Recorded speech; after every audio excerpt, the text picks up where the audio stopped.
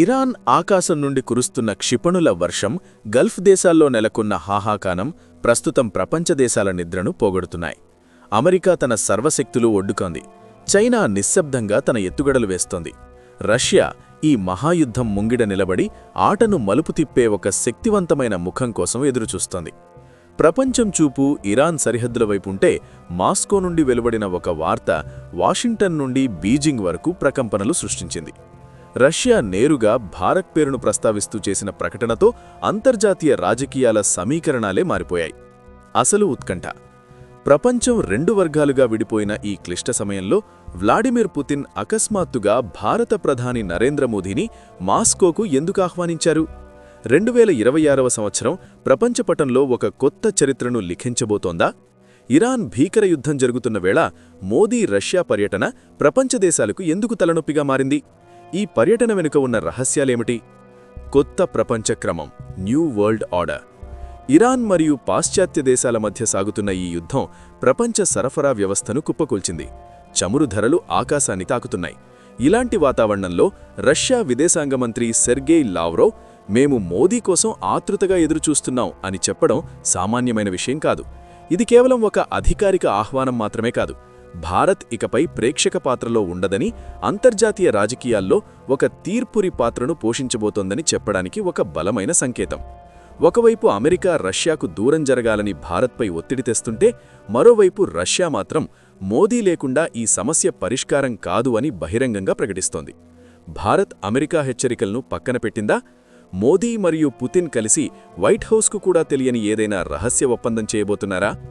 వ్యూహాత్మక సమతుల్యత మరియు ధైర్యం. 2024 జులైలో మోదీ రష్యా పర్యటనకు వెళ్లినప్పుడు ప్రపంచం వారిద్దరి ఆలింగనాన్ని చూసింది. అప్పట్లో పాశ్చాత్య దేశాలు విమర్శలు గుప్పించాయి. కానీ 2026 నాటి పరిస్థితులు పూర్తిగా భిన్నంగా ఉన్నాయి. ప్రస్తుతం ఇరాన్ రగిలించిన మంటలు ప్రపంచాన్ని దహిస్తున్నాయి. ఇలాంటి తరుణంలో మోదీ రష్యా పర్యటన భారత్ తన విదేశాంగ విధానాన్ని ఎవరి ఒత్తిడితోనూ నిర్ణయించుకోదని చాటి చెబుతోంది. రష్యాతో స్నేహాన్ని నిలుపుకుంటూనే వారి కళ్లలోకి కళ్లు పెట్టి మాట్లాడగలిగే ఏకైక దేశం భారత్ మాత్రమే. ఆర్థిక మరియు రక్షణ బంధం. రష్యా ప్రస్తుతం అన్ని వైపుల నుండి ఆంక్షలతో చుట్టుముడిబడి ఉంది. దానికి నమ్మకమైన మరియు శక్తివంతమైన భాగస్వామి అవసరం. గత 2 ఏళ్లుగా రష్యా నుండి చమురు కొనుగోలు చేయడం ద్వారా భారత్ రష్యా ఆర్థిక వ్యవస్థ కుప్పకూలకుండా ఆదుకుంది. ఇప్పుడు పుతిన్ ఈ స్నేహాన్ని ఒక పెద్ద రక్షణ మరియు ఇంధన ఒప్పందంగా మార్చాలని చూస్తున్నారు. 2030 నాటికి రష్యాతో వాణిజ్యాన్ని $100 బిలియన్ చేర్చాలని భారత విదేశాంగ మంత్రి జైశంకర్ లక్ష్యంగా పెట్టుకున్నారు. ఈ వాణిజ్యం పెరిగితే భారత్ రష్యా ఆర్థిక బంధాన్ని విడదీయడం ఎవ్వరికీ సాధ్యం కాదు. చైనాకు చెక్, INSTC. ఈ పర్యటనలో మరో కీలక అంశం అంతర్జాతీయ ఉత్తర దక్షిణ రవాణా మార్గం, INSTC. ఇరాన్ యుద్ధం కారణంగా సముద్ర మార్గాలు మూతపడుతుంటే భారత్ మరియు రష్యా ప్రత్యామ్నాయ మార్గాన్ని సిద్ధం చేశాయి. ఈ మార్గం పూర్తి స్థాయిలో అందుబాటులోకి వస్తే భారత వస్తువులు సగం సమయంలోనే రష్యా మరియు యూరోప్కు చేరుతాయి. ఇది చైనా యొక్క BRI ప్రాజెక్టుకు గట్టి దెబ్బ కాబోతోంది. మోదీ మరియు పుతిన్ కలిసి చైనా ఆటను ముగించబోతున్నారా? డాలర్ ఆధిపత్యానికి ముగింపు. అమెరికా మరియు యూరోప్ దేశాలు భయపెడుతున్న మరో ప్రధాన అంశం రూబల్ చెల్లింపు విధానం.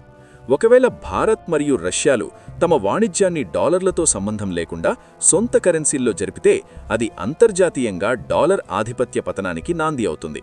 ఒకవేళ ప్రపంచంలోనే అత్యంత వేగంగా అభివృద్ధి చెందుతున్న భారత ఆర్థిక వ్యవస్థ డాలర్ను వీడితే అమెరికా పరిస్థితేమిటి?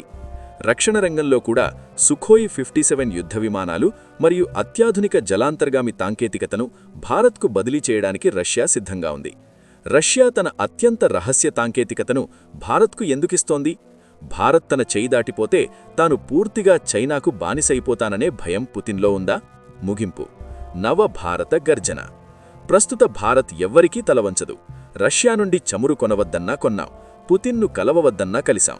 ఇది 2026 నాటి నవభారత్. ఇది ప్రపంచానికి దిశానిర్దేశం చేస్తోంది. ఒకవైపు ఇజ్రాయెల్తో సంబంధాలు, మరోవైపు ఇరాన్తో పురాతన బంధం, ఇంకోవైపు రష్యాతో లోతైన స్నేహం. ఈ మూడింటినీ ఒకేసారి సమన్వయం చేయడం భారత దౌత్య విజయం. ఆర్కిటిక్ ప్రాంతంలోని ఇంధన నిల్వలపై కూడా మోదీ మరియు పుతిన్ ఒప్పందం చేసుకునే అవకాశం ఉంది. అదే జరిగితే రాబోయే 50 ఏళ్ల పాటు భారత ఇంధనావసరాలకు డోకా ఉండదు. రష్యా విదేశాంగ మంత్రి ఉత్సాహం చూస్తుంటే మాస్కోలో మోదీకి లభించే స్వాగతం ప్రపంచాన్ని ఆశ్చర్యపరచబోతోంది. మీ అభిప్రాయమేమిటి? ప్రపంచమంతా రష్యాకు వ్యతిరేకంగా ఉన్న ఈ సమయంలో భారత్ రష్యాకు అండగా నిలవడం సరైనదేనా? మోదీ తీసుకున్న ఈ నిర్ణయం భారత్ను విశ్వగురువుగా మారుస్తుందా లేక అమెరికా ఆగ్రహానికి గురవ్వాల్సి వస్తుందా? మీ అభిప్రాయాన్ని తెలియజేయండి.